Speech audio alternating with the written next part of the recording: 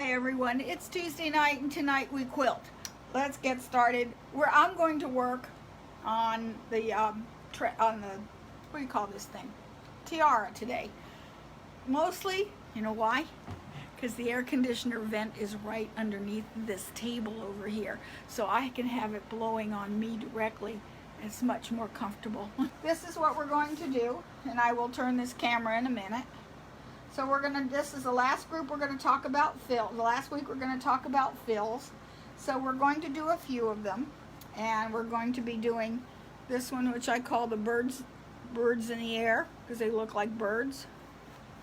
And then, and then we're going to do, these are like preparation for feathers.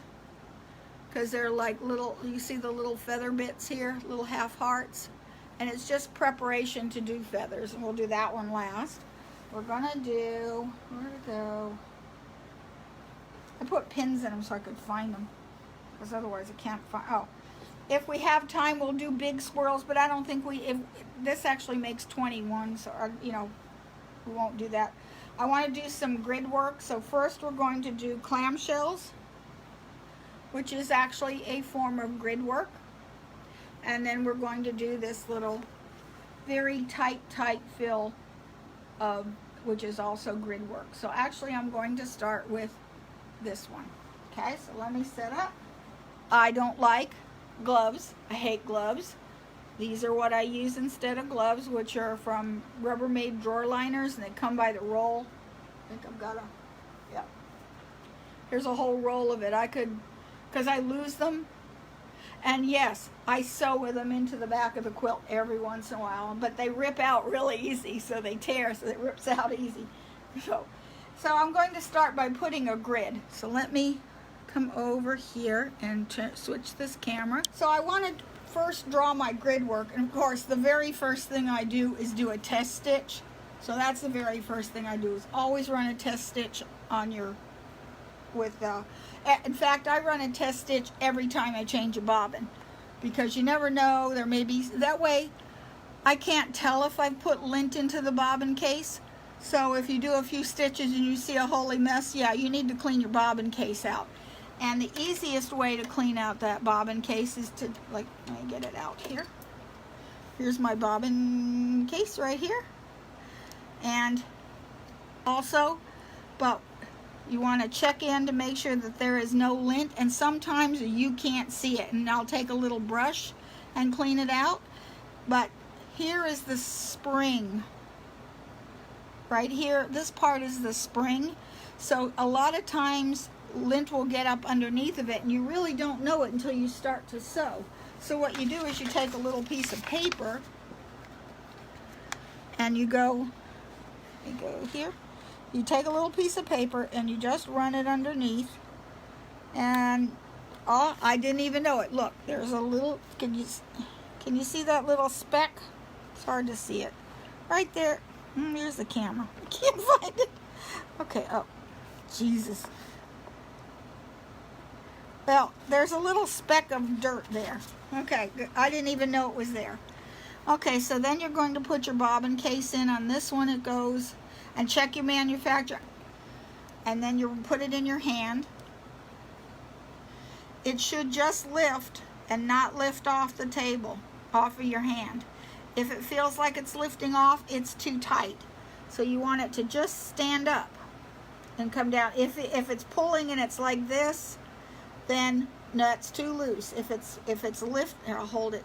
If it's lifting off your hand, or you're having to tug on it, this might be even a little tight, but we'll try it. And then it goes in.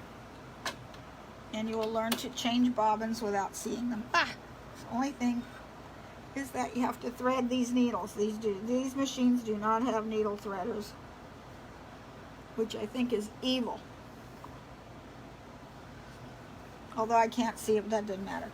Okay, and then you run it. In fact, I'm going to run a test again, just because I took it out. This one's got a needle up and a needle down, and pull. Well, I meant to pull that. Pull these threads out of the way.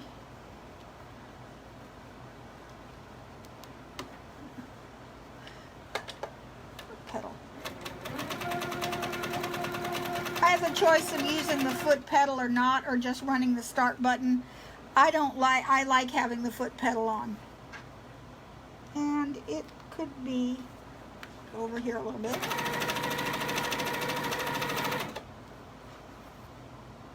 It's a little tight, so I just loosened my tension a little bit. On a long arm machine, the tension is a lot less sensitive, so if I'm wanting, where's my tension dial? Where is it? I don't even recognize things because they're backwards. Oh, here, move it out of the way. Here's my tension dial. We're used to turning these a little bit.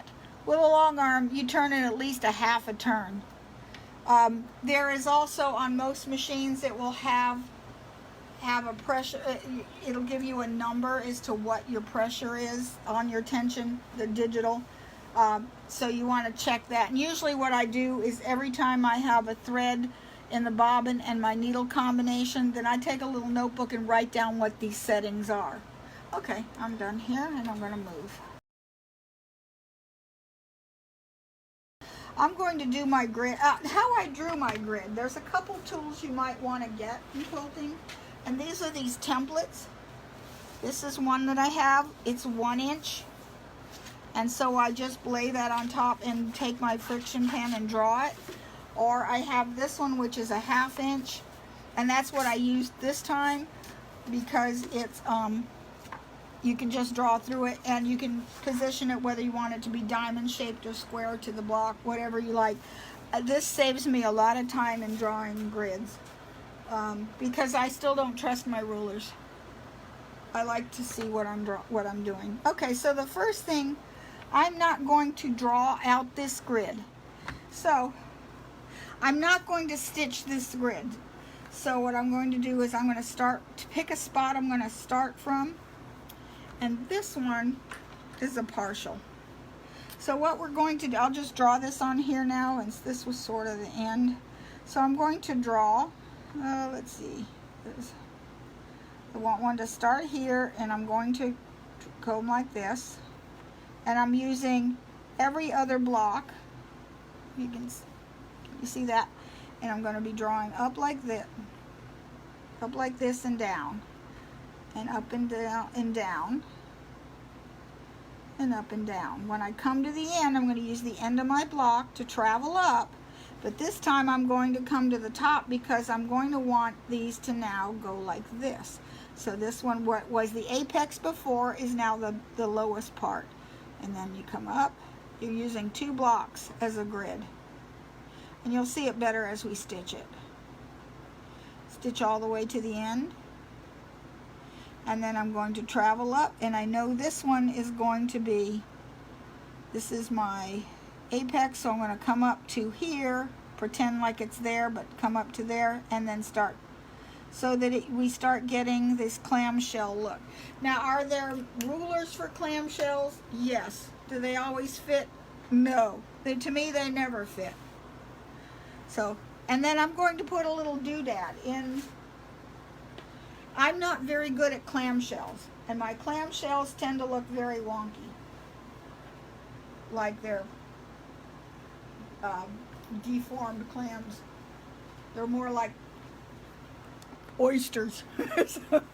So I'm going to put this in the middle. So when I do a clamshell, usually I do it at the end. I'm going to do that little double little, I don't know, like a little vine in there. Okay,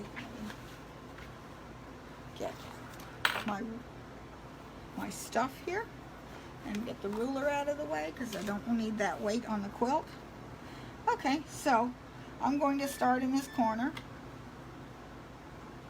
and pull my threads up. Hold on to my threads. What petal? There it is.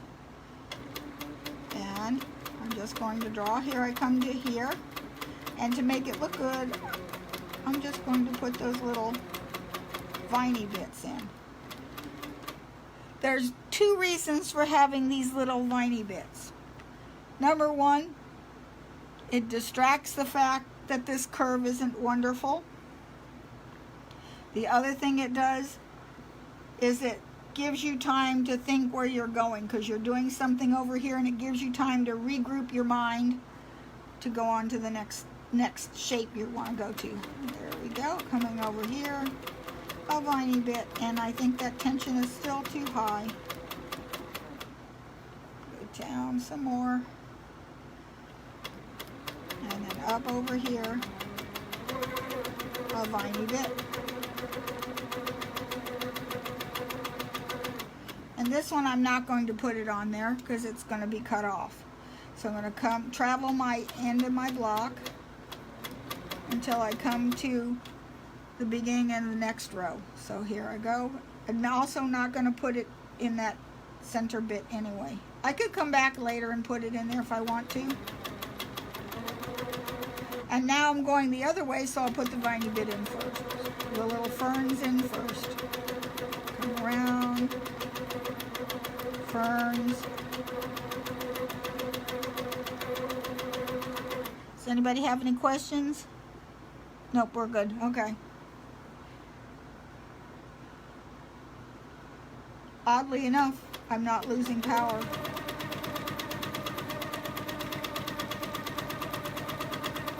I might over here. Okay, now we're ready to go to the top, and this is the top, this one right here. If you can see it, it is the top. So I am going to go, that's now the bottom of the next row.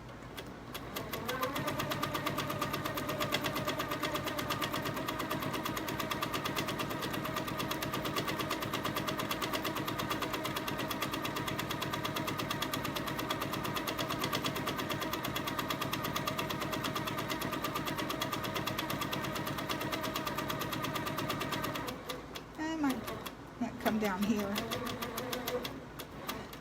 Reason I'm not getting too concerned is because we're going to have a decorative stitch going through there that's going to cover all that stuff anyway.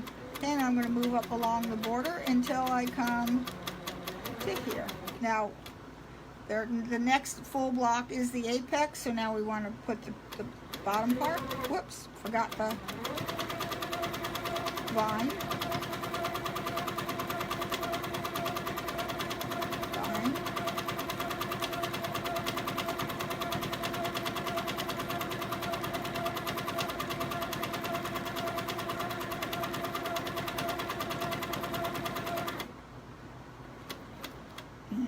Is going to start swelling out. You just have to, at the start of every row, you just have to figure out whether you're starting with the top or the bottom of the clamshell.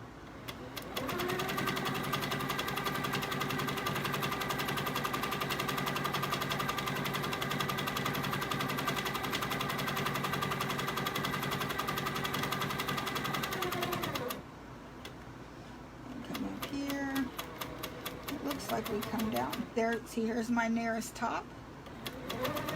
Oops. Back.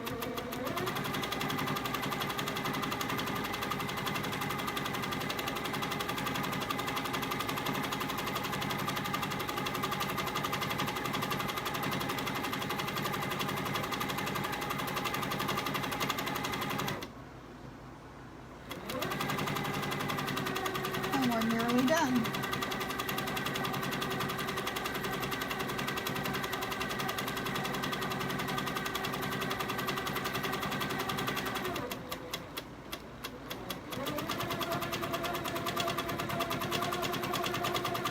That was wonky.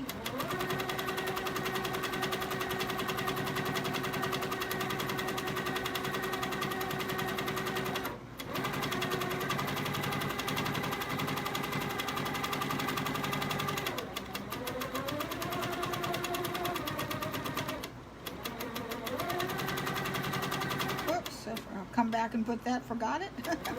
I'll come back and put that on there.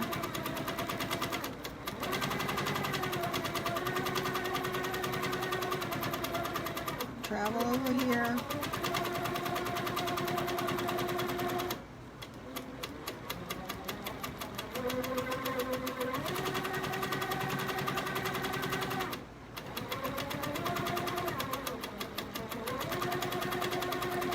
Okay, and then it's done. Now, you can't really, looks like a hot mess, doesn't it? It's not bad. And now I'm going to take this iron as soon as I heat it up, and let me clip my threads. And now I take the iron and whisk it away.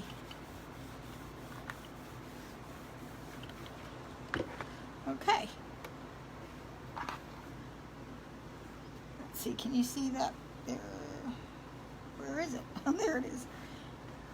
Here it is. See how they don't look bad in your eye, and they are not, none of these are perfect. Oh wait, that one is. That one's a good one. That's a good one. That's a good one. They went downhill from there. And that's okay. See, that one's really wonky right here. See how wonky this one is right here? And it's okay. Your eye is not going to see that. It's not, you don't have to drive yourself crazy to make sure that everything is perfect on it. And it's going to be a perfectly nice fill. And like I said, this would be a good one. This fill would be good on a border, because a lot of times we'll use a very patterned, a very busy fabric for the border, and you think, why bother quilting it, because you're not going to see any of the quilting. Well, this, when you have a border like that, that's when you, and a fabric you're not going to really see, that's the time to practice stuff you're having issues with, because no one's going to see it but you, and this gives you good practice. And this is one I put a lot of times in borders. Okay, the next grid work we're going to do. On this one, I did it small. It's this one right here. See, I did it small. I used the 1/2 inch, but for this one, I'm going to make it 1 inch. And in this instance, I used this as my drawing template, and I just took put it on here and drew it across, then turned it this way and drew the vertical lines.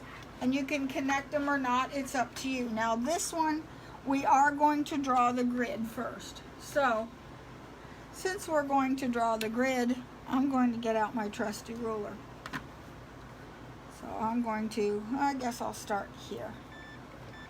Again, being how I've quilted like 3 or 4 quilts with this needle, wondering if it's time to change the needle. Probably is. Okay, so I'm just going to hang on to this thread, and when you're doing a ruler, you want both hands on the ruler and the fabric, and you are not going to shove into this ruler, because that's a good way to especially these machines, and I think the Q20 is also considered a hopping foot, which is why when you have a long arm, you have to have these thicker rulers. You cannot use a regular ruler, and you can't even use, if you have the rulers for your the baby locks, where you have the high shank rulers or the low shank rulers, those are still thinner, and they're dangerous to use with a long arm. So Sharon, and that's why I never buy any of those, because I'll just make it work on the mid-arm machine, the Jane.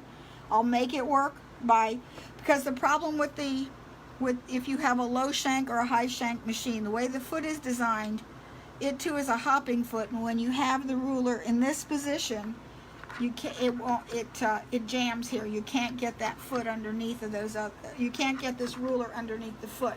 So I don't care. I just use it here, here, or here, anywhere around where I don't go underneath that that part of the foot. So I don't buy them. I just buy the 1/4 inch long arm rulers all the time. And follow my edge. Go up. I like to do all one way. You don't have to do them all one way. You can go along, vertical, horizontal as you like. But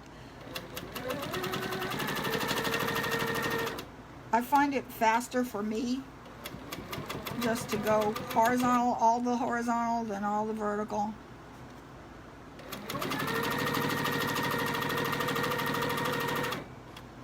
And I need to pump this speed up a little bit.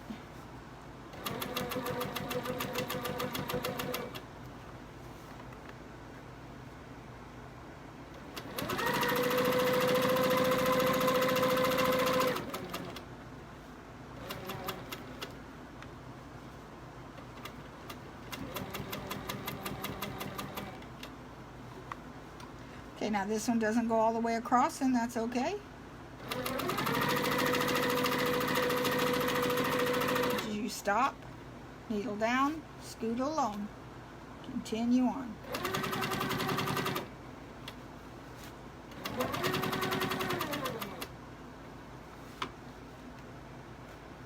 Same thing here. Now, if you can't see this here, if you look on this end, okay, I have my needle on the line. There is an indent. If you can see that indent right here, I'm going to put that indent right on the line because I know that's a 1/4 inch, and then I was like, whoop, that's another thing you don't want to do. You don't want to get caught underneath. And you can't go any further. Then I scoot it so that this is touching the stitching and finish it across. And I think we have I got a long way to travel, so I'm going to go this way. And now this time I'm going to move that ruler this way. And I still like to put 2 hands on. Whoa, that's not a good thing. Hot iron on my mat. Still want 2 hands. You do not want to shove against the ruler, or you don't want to go too far away, and you don't want to push too hard on the table. You want to keep a light touch all the time. Because it's a guide, not a law. And see, I went off. It's okay.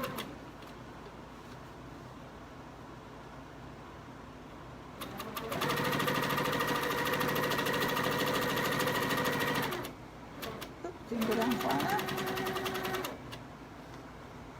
And then up.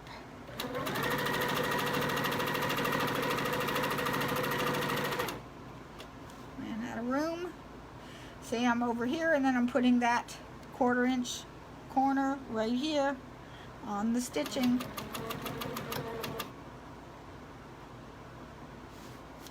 Okay, I could go this way now.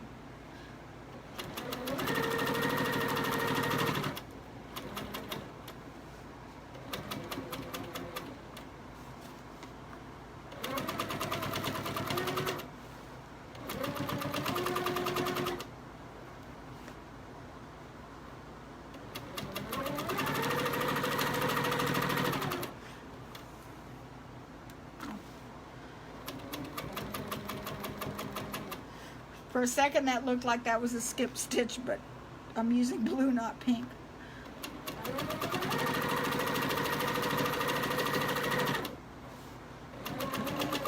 And here in the last line.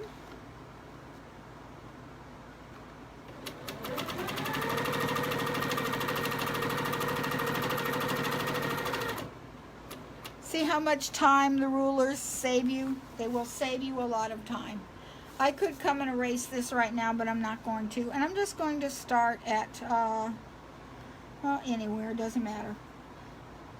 Okay, I think and then what we're going to do is we're going to do this little serpentine pattern. Where did it go? Here it is. We're just going to go back and forth 3 or 4 times. Well, however thick you do them as far apart as you want to. And I'm just going to start in one direction. Going back and forth. Okay, and then I think I'll travel up here and I'll go this way.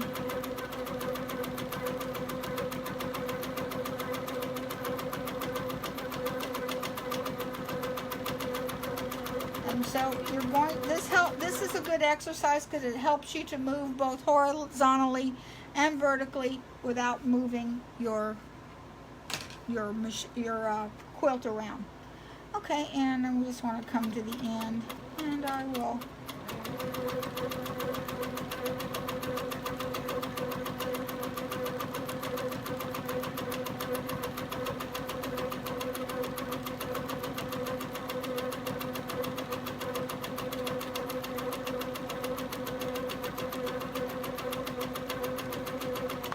travel along here just to keep on track. And then up. Where this one's horizontal, I want to go vertical.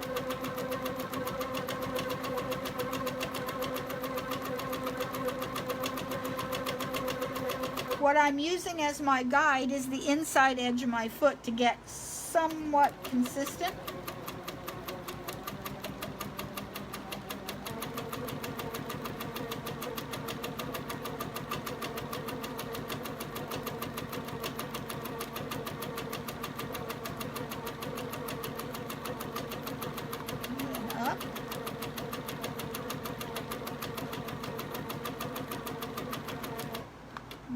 Bobbin thread. Loosen that some more.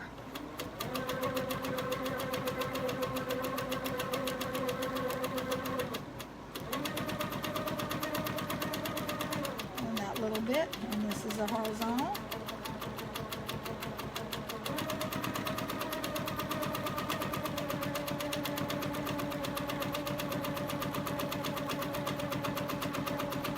So if you end up on the wrong side, just travel along your grid.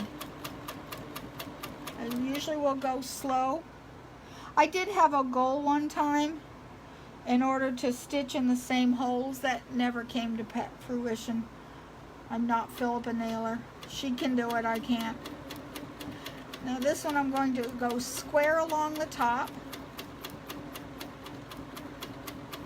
because I don't want to.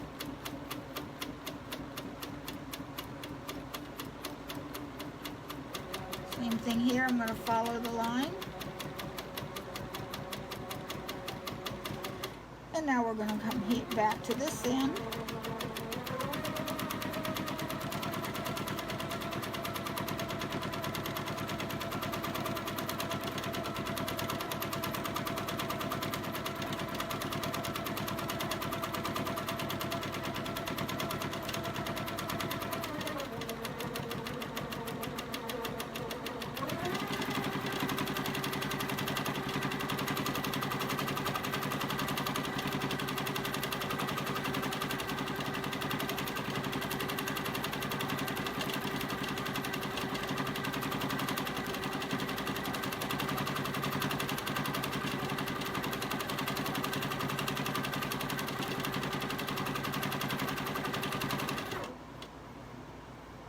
Okay, get the idea on how that works?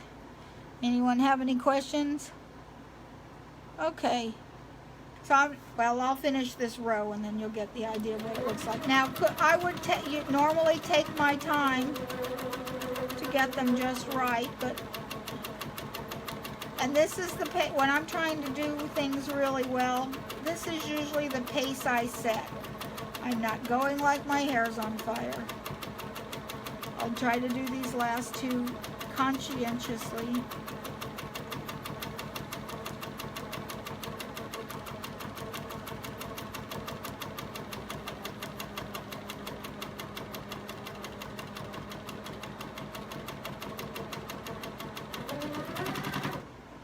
Okay, you get the idea on that one? So I like them a lot smaller. I'm not crazy about this big size. I like them smaller, but it does give it a certain dimension to it. And actually they'd look very nice if I took the time to do a nice straight even line. So I'm just going to break thread here and we'll go on to the next pattern. Take the thread out. And again, when you hit it with an, oh, that iron is hot. No wonder you don't put it on super high. Just erase part of that. So see, once you have the grid lines taken away, it looks even better.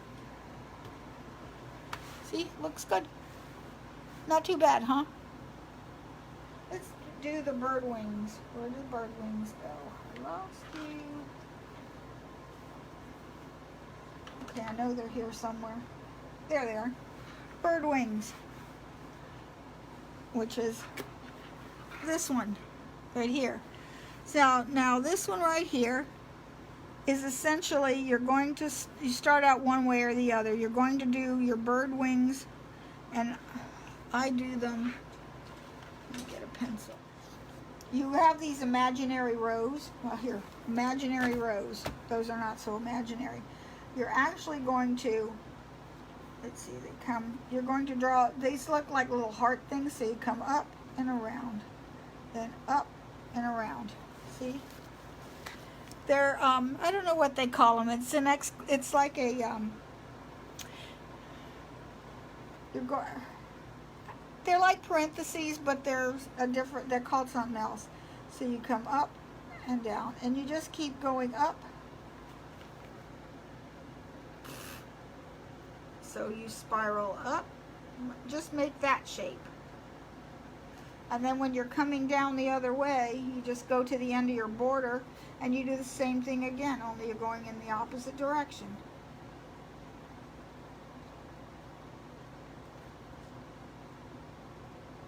Okay, these are, I like these in, like, here's your sashing. I like to use this just in sashing, and usually what I do is I will chalk in my center point just so that I can, or you don't even have to have a center point. You can make it, like, say here's my sashing. I can either have a center point, or I can do this on a curve and then have like this, so that all of these little points sort of point in the same curved direction. Okay, so let's stitch that. So if you want to, you can draw it. You can draw your columns. Again, you could use, say I want columns. Take this pin out. And I want these columns.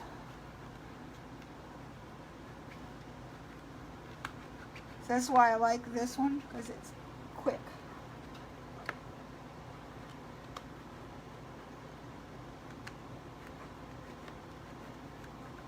Okay, good enough. Alrighty. And this would be my centers if I want them in the center.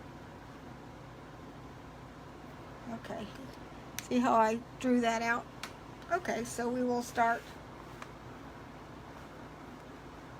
here on the end, and I'm only going to have partial ones here at the beginning.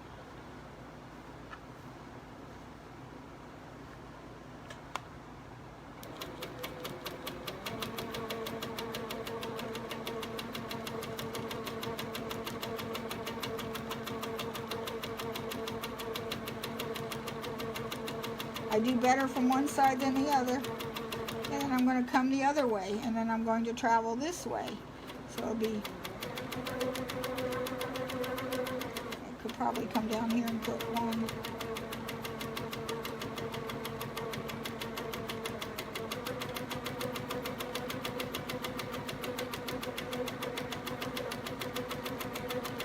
See, a lot of times if you just hang on to a shape, look at punctuation marks. Those are always good, and we're used to drawing them.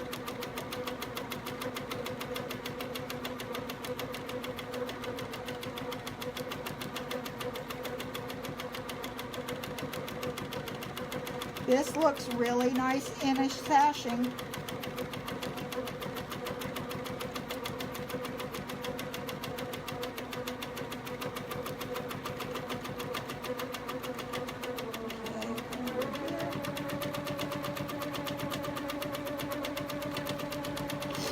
That one's flubbed up.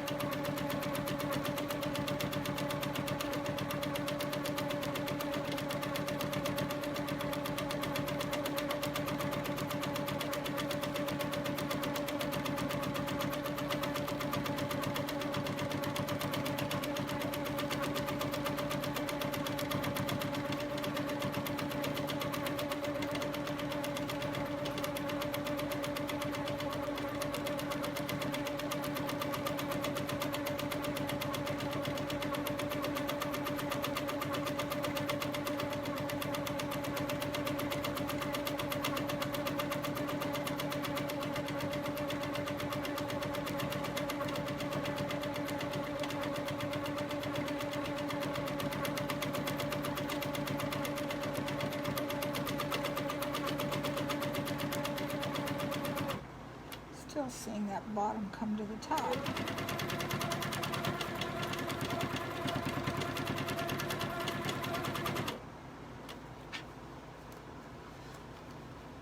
What the heck do I have going on here?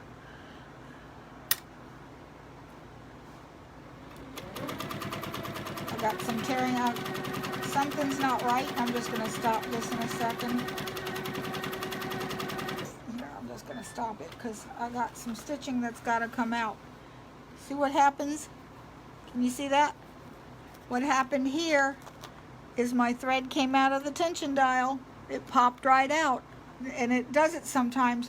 So a lot of times if your stitches don't look just right, don't do like I did and think, oh, it'll be okay. It's okay. It's all in my head. No, it's not. I got something I got to pull out, which is great for the stitch eraser.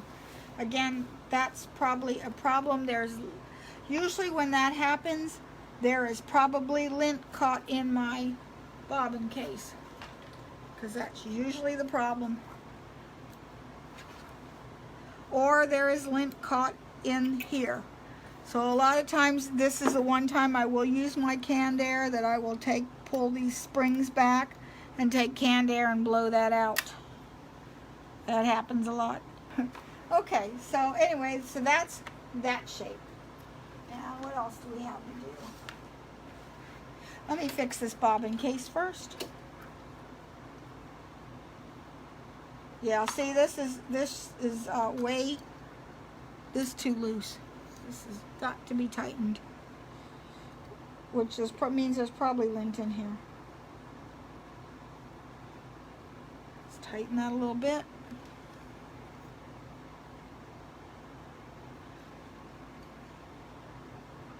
Okay, I think that feels better.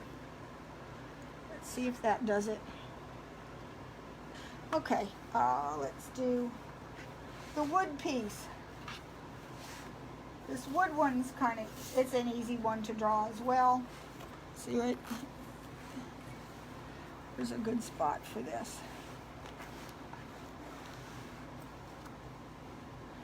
You can see it right here. Okay, so what you do is you have, this one I like to start in the middle. Let me get my pen. So what I do is, I just have an edge. Usually I have one flat edge that I start from, and I'm going to start by making the same peak. If I could draw a peak, just a little peak. Gets bigger and bigger, and you keep working it until you're sick of working it. Okay. You're going to actually, this is one where you're going to sort of divide your block into two sections. The part coming up and the part coming down.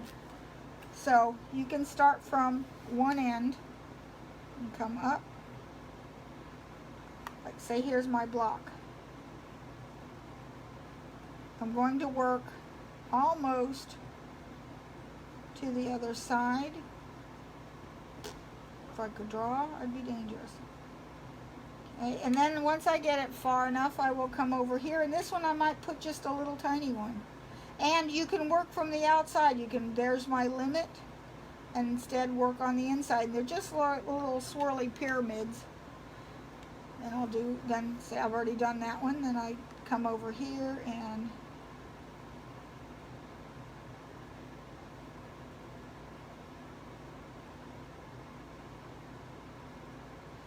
do one more up here.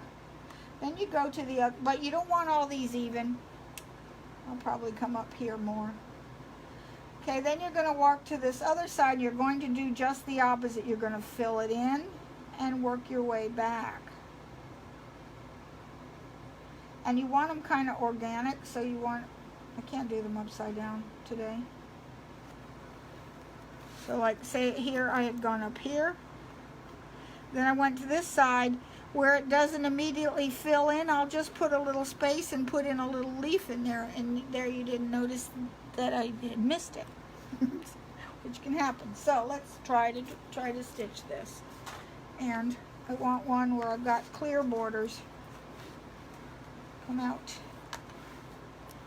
There. We're almost running out of space here.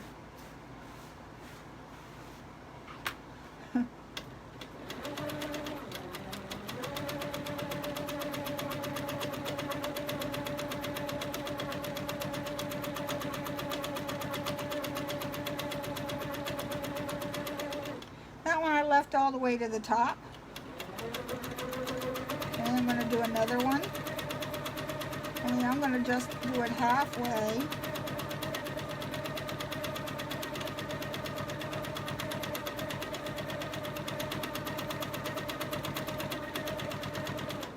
I should call this one, dedicate this one to Michael Flatley, called Feet of Flames.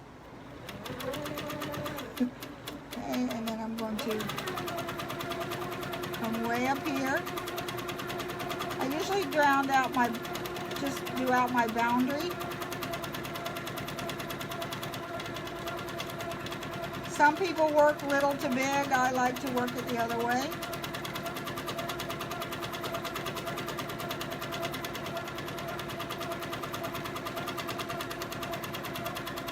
Do a small one.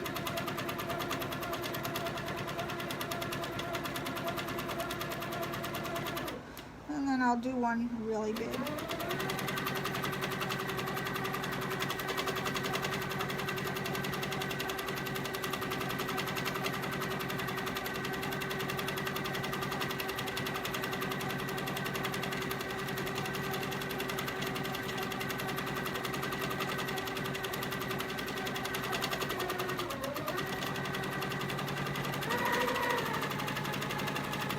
That one right to the edge.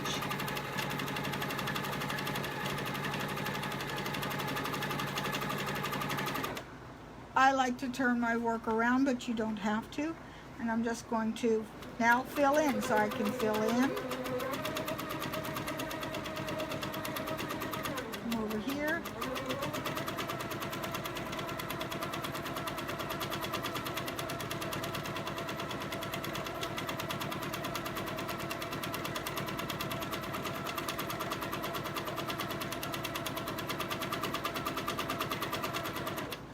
I might even do another little one in here.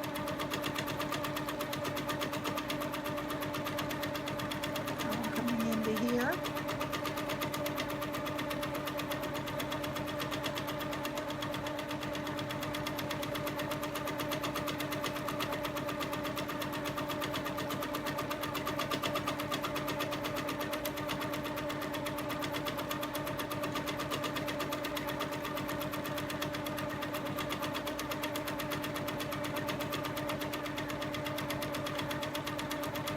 I want a little small one here.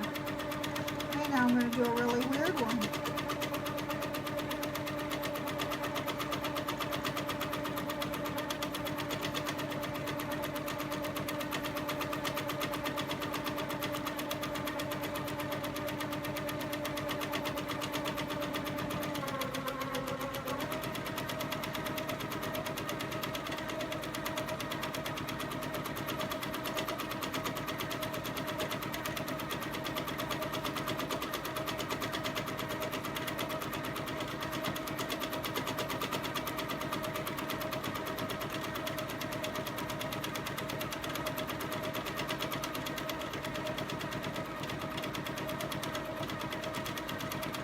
There. I like that. That turned out decent. Let's see if we get a better shot of it. There it is, a little bit better. So it looks like flames. This is one that's really a lot of fun to do. Again, this is a great one for a border, because this would also be a great in background of an applique. So this is nice and easy to do. Where did I get these stencils? Nancy, want to know where I got the stencils? Joann's. I got these at Joann's. This one, this one's actually, this one's made by the Stencil Company, and it was only $5. But I got both of these at Joann's. I like this one. This one I also got it. This is also Stencil Company, but I got it at Joann's as well. This one has got both of the straight lines. See, I like this one because it's got this centering pattern, and a lot of times I like to use this helping me to target my embroidery. So I not only use this for quilting, but I use this one for my embroidery. So if I have a fabric, then I line up my corners of my block, and there I know there's the center of my square. So that always helps a lot of times. when you're centering for your embroidery. So I think that's it for now. The swirls, I'm not going to do the swirls because the swirls are just a bigger version of what we did before with the last week with the tight swirls. Okay, these were the tight swirls that we did a few weeks ago. And the next one is actually the same swirls, they're just looser. Otherwise, this is the same swirls. So I'm not going to do that one again. I still have a few more spaces, so these are all the fills that I have. There's probably a lot more. Not probably. There are tons of more fills. Oh, guess what happens? This you should not use. Be careful of your rotary cutter. See what I did to this? I had to tape it back together, and now I've got to cut out all these little holes because I cut this with my rotary cutter by accident. Didn't even notice it. So I've got to go back with something and cut out all of these little slots again. So either that or go buy a new one. Nancy said, do I ever use a pounce pad? No. I have them. I've used them. I don't like them. The reason is the powder doesn't stay. And also the pounce powder puts a thick line through. And I don't like those thick lines. And I have some dark fabric to show you what it does. Okay. I was using this for applique. Let me see. Okay, so what you would do is you would put this on here and you rub. You don't pounce. You don't actually beat it. Otherwise you get too much. And see, it does it, but look how thick those lines are. I don't like those lines. Plus, they go away really easy. You can still see them, but after you've handled this quilt a lot, I lose it. Some people say put hairspray on the top, it makes them stay longer. But the reason I don't like the pounce powder is I don't like those thick lines. That's an awful big room for too much much room for error, because are you going to stitch here or are you going to stitch up here? So yeah, I don't like it. And I bought these. I don't like these either. Okay, these are stencils that I've seen, and some people like them, but I'm not liking them. It's okay, but you know, I'm not totally thrilled.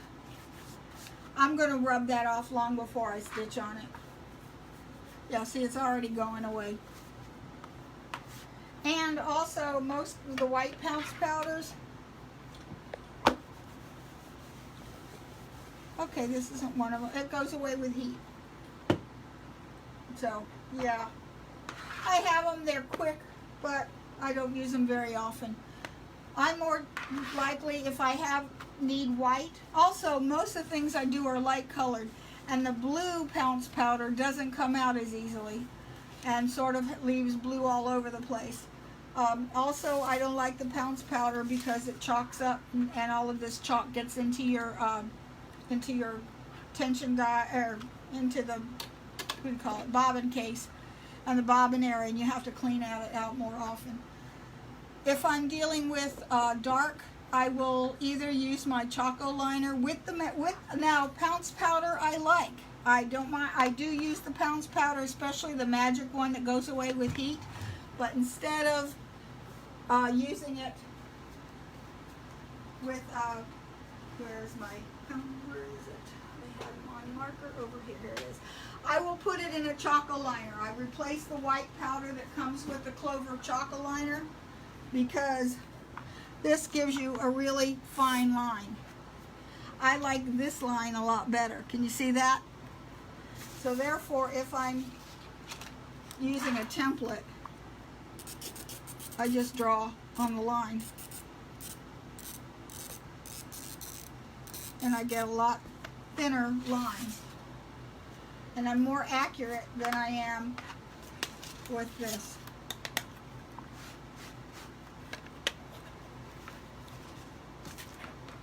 So see how the difference? I like this. Now if this isn't convenient, Then I will use the, there's one by Clover, it's called the White Right pen, and it's a white fabric, no, it's like ballpoint, but it's clear, and then it dries, it goes really thin. That doesn't brush off at all.